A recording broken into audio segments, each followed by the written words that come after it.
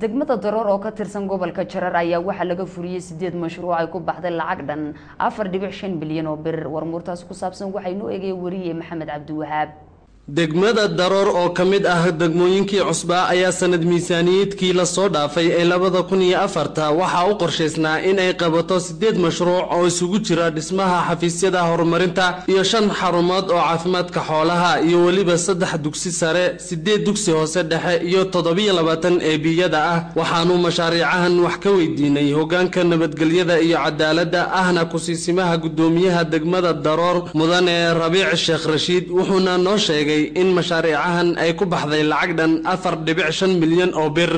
2004 mashaariicii loo qabtay waa 8 mashruuc iyo hal mashruuc oo hay'aduhu noo qabteen oo waxbarasho ah waa 9 kaas. kulay 9 kuba waa kuwan la dhameystiray waa hadda way dhameystiray. takale xagga adan ku horeeyo xagga waxbarashada degmadu waa 38 iskuul bay leedahay 27 waa AB 11 waa formal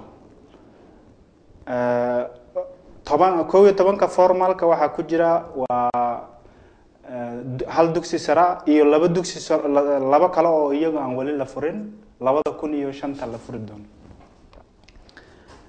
xagga caafimaadka degmadu waxay leedahay waa 7 caafimaad iyo hal center. marka xagga caafimaadka dadka waa intaas. xagga caafimaadka xoolaha waa 5 bay leedahay. marka dee adu guud ahaan mashaariicda hadda sanadkan waxay ahayd waa 8daas iyo hal dayactir ah. mas'uulku isaga oo hadalkiisii sii wata wuxuu intaasi ku daray in ay xaaladda nabadgelyada degmadaasi daroor ay wanaagsan tahay. dhanka kale waxaanu wareysi la yeelanay madaxa arrimaha xisbiga ee degmada daroor mudane Cabdi Xasan Cumar isaga oo mas'uulku sheegay in xisbiga dimuqraadiga shacbiga Soomaalida Itoobiya uu u guntaday sidii uu u horumarin lahaa guud ahaanba bulshada ku dhaqan dowlad deegaanka Soomaalida Itoobiya waxayna ballan qaadeen in ay xisbiga dimuqraadiga shacbiga Soomaalida Itoobiya ay ugu deeqayaan rubaca labaad 110,000 oo bir. waxa kale oo jirta in bulshada wacyigelin laga siiyay horumarka sidii iyagu naftoodu ay qayb weyn uga qaadan lahaayeen aaminaana in ay tahay wax iyagu iska leeyihiin oo horumarka iyagu wax loo qabanaya ah taana qayb laxaad ayay shacabku ka qaateen bulshada si fiican bay u taageertay.